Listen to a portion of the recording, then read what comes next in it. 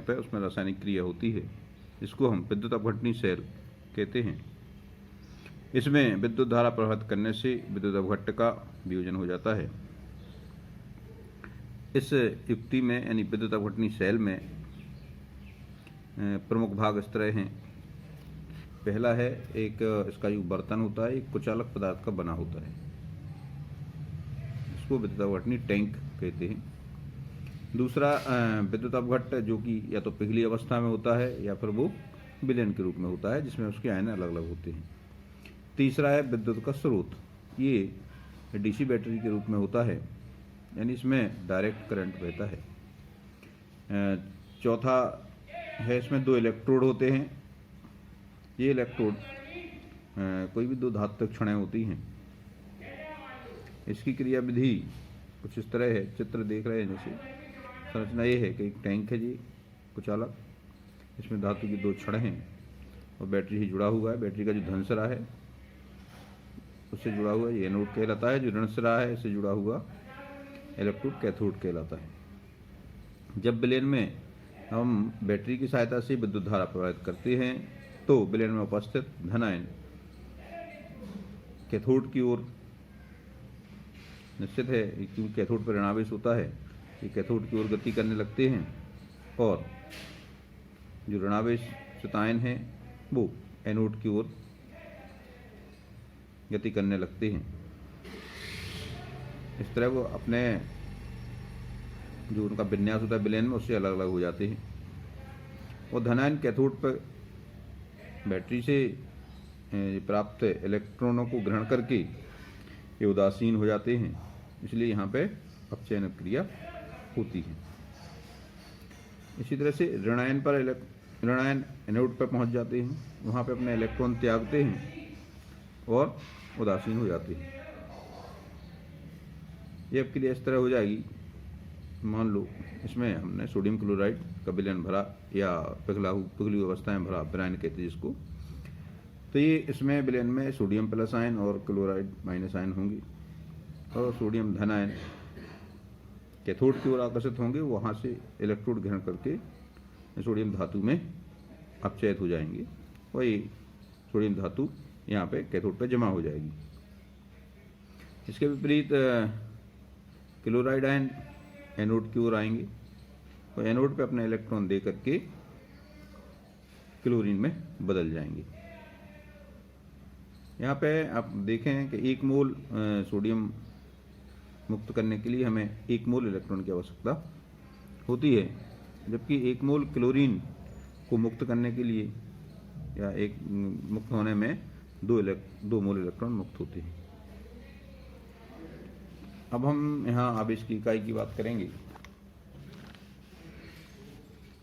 Faraday, जो कि 1 मोल electron का आवेश होता है, यानी 1 मोल इलेक्ट्रॉन के आवेश को हम फैराडे कहते हैं, क्योंकि आप जानते हैं कि एक इलेक्ट्रॉन का आवेश होता है 1.602 गुणा 10⁻⁹ कूलम।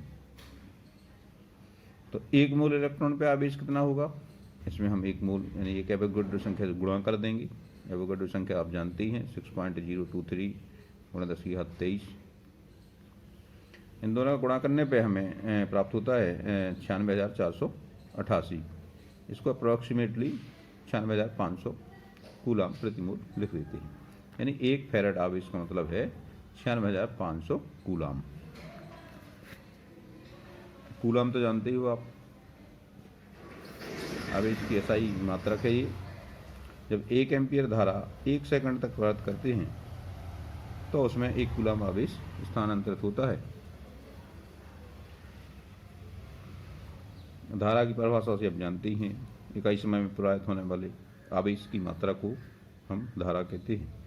पहले ही पढ़ चुके हैं आप, Q बराबर I गुणे T। यहाँ पे I धारा है एम्पियर में, T समय है सेकंड में और Q आवेश कूलम में। अब हम देखते हैं जब विद्युत अपघटन होता है तो ऐसे में धातु मुक्त होती है। इस संबंध में 1833 में माइकल फैराडे ने विद्युत अपघटन के 2 नियम दिए। उनके पहले नियम के अनुसार किसी विद्युत अपघट्ट के विलयन में विद्युत धारा प्रवाहित करने पर कैथोड पर मुक्त धातु की मात्रा या उत्पन्न गैस की मात्रा विलयन में प्रवाहित विद्युत आवेश के समानुपाती होती है। विद्युत आवेश विद्युत धारा और कितने समय तक प्रभावित हो रही है इस पर निर्भर करता है। तो अपन यहाँ यदि कैथोड पर मुक्त धातु की मात्रा या गैस की मात्रा को W माने, उसका द्रव्यमान, तो W समानुपाती Q, जहाँ पे Q आवेश है। तो समानुपात को बराबर करने के लिए इस तरह से गुणा करते हैं, तो W बराबर ZQ। यहाँ पे Z को हम उस जिसका जो इलेक्ट्रोड है उसका विद्युत रासायनिक तुल्यांक कहते हैं। विद्युत अपघटनीय सेल का विद्युत रासायनिक तुल्यांक है Z। W बराबर ZQ, और Q की जगह पे आप I इंटू T रखेंगे, क्योंकि I धारा है और T समय है, तो प्रवाहित आवेश की मात्रा हो जाएगी I गुणे T। तो ये हो जाएगा मैथमेटिकल फॉर्म में W बराबर ZIT। जब हम यहाँ पे Z बराबर I बराबर 1 एम्पियर रखें और T बराबर 1 सेकंड रखें, तो ये हो जाएगा W बराबर Z। अर्थात 1 एम्पियर विद्युत धारा को 1 सेकंड तक प्रवाहित करने पर कैथोड पर निक्षेपित पदार्थ की मात्रा विद्युत रासायनिक तुल्यांक कहलाता है। यानी जब हम 1 एम्पियर धारा 1 सेकंड तक प्रवाहित करें तो जितनी मात्रा मुक्त हो जाएगी वो उसका विद्युत रासायनिक तुल्यांक कहलाएगा। अब 1 फैराडे आवेश से पदार्थ का 1 तुल्यांक भार मुक्त होगा, क्योंकि 1 तुल्यांक पदार्थ में 1 मोल इलेक्ट्रॉन मुक्त होते हैं या ग्रहण किए जाते हैं। तो इसलिए केवल 1 तुल्यांक भार 1 फैराडे द्वारा मुक्त होगा। तो पदार्थ का तुल्यांक भार बराबर Z गुणे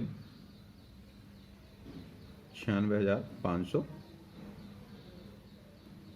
या 1 फैराड। तो इससे हम Z का मान इस तरह भी निकाल सकते हैं, पदार्थ का तुल्यांक भार बटे 96,500। इससे हमें किसी सेल का विद्युत रासायनिक तुल्यांक ज्ञात हो सकता है, क्योंकि यहाँ पे पदार्थ का तुल्यांक भार है मनुष्य जो इलेक्ट्रोड पर जमा होने वाली धातु या जो भी गैस है, ये उसका तुल्यांक भार है, और 1 फैराड का में आवेश की मात्रा है। अब बात करते हैं दूसरे नियम की। फैराडे का द्वितीय नियम हमें ये बताता है कि धातुओं में या अन्य पदार्थों में अगर समान आवेश प्राप्त करें तो उनमें मुक्त होने वाली पदार्थ की मात्रा कितनी होगी।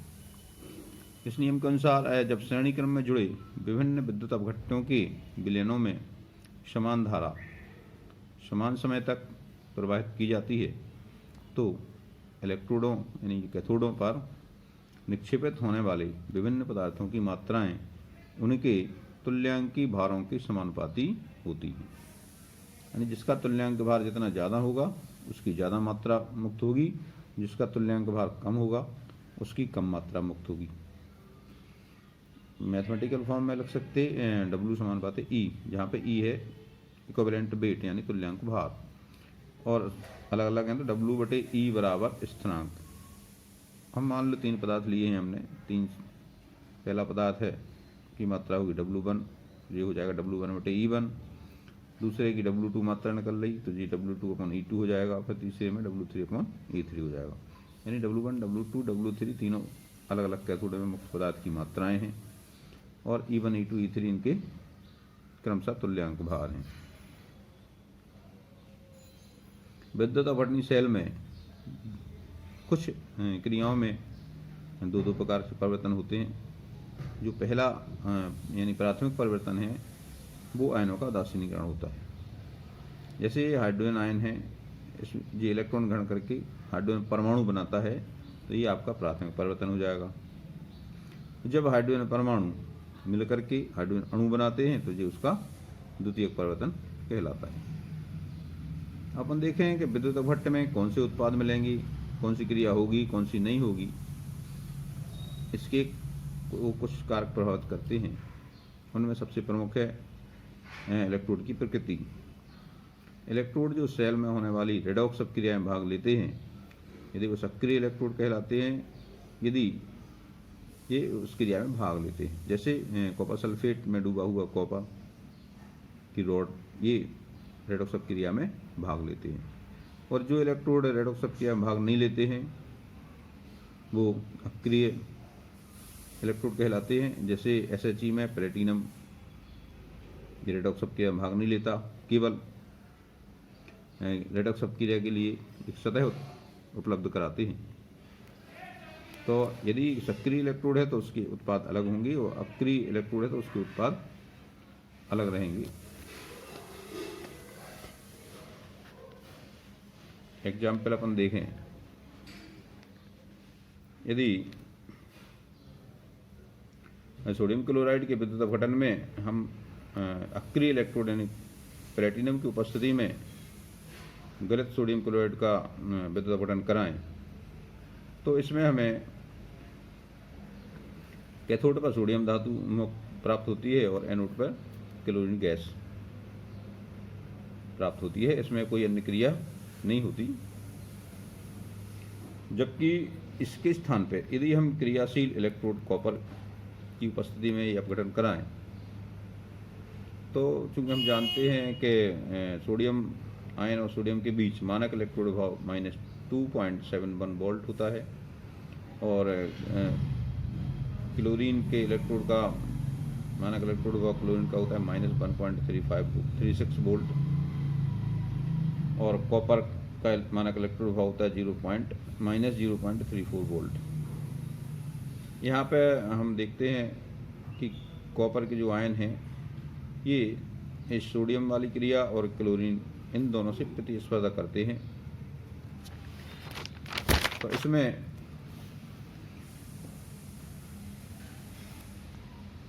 कॉपर का जो अपचयन प्रभाव है वो देखते हैं सोडियम से अधिक होने के कारण कैथोड पर पहले सोडियम जमता था, और चूंकि अब ये यहाँ पे कॉपर का अपचयन भाव सोडियम से ज़्यादा है, इसलिए कैथोड पर सोडियम न जम करके कॉपर जमने लगता है। तो यहाँ पर कैथोड पे कॉपर जमेगा तो एनोड पे कॉपर का ऑक्सीकरण होगा, क्योंकि कॉपर का अपचयन भाव क्लोरीन के अपचयन भाव से कम है। यहाँ पे एक उल्लेखनीय है, ये आपको ध्यान में रखना है कि कैथोड पर उस आयन का अपचयन होगा जिसका अपचयन भाव उच्च होता है, वो पहले अपचयित होगा। कैथोड पर जिस आयन का अपचयन भाव उच्च है वो पहले अपचयित होगा, तथा एनोड पर वह आयन अपचयित होगा जिसका अपचयन भाव कम है, वो ऑक्सीकृत होगा। एनोड पे वह आयन पहले ऑक्सीकृत होगा जिसका अपचयन भाव कम है। तो यहाँ पे ध्यान देने की बात है, तो जब ये दो से अधिक आयन हैं उनमें कंपटीशन होगा, तो कैथोड पे सबसे पहले वह अपचयित होगा जिसका अपचयन भाव अधिक है, और एनोड का वह ऑक्सीकृत होगा जिसका अपचयन भाव कम है।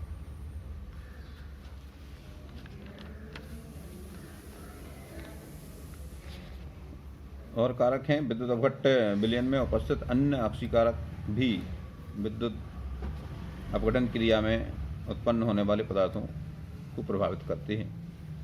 कभी कभी जैसे जलीय विलयन में विद्युत अपघटन कराएं तो इसमें जल के जो हाइड्रोनियम आयन और हाइड्रोक्सिल आयन ये भी क्रिया में भाग लेते हैं। विद्युत अपघटनी विलयन की सांद्रता भी उत्पादों को प्रभावित करती है, क्योंकि अलग अलग सांद्रण पर अपचयन प्रभाव बदल जाते हैं, और इसको हम नर्स समीकरण द्वारा निर्धारित कर सकते हैं। चौथा कारक है विभव। बाहर से दिए जाने वाला जो वोल्टेज है ये भी सेल अपक्रियाओं को प्रभावित करता है।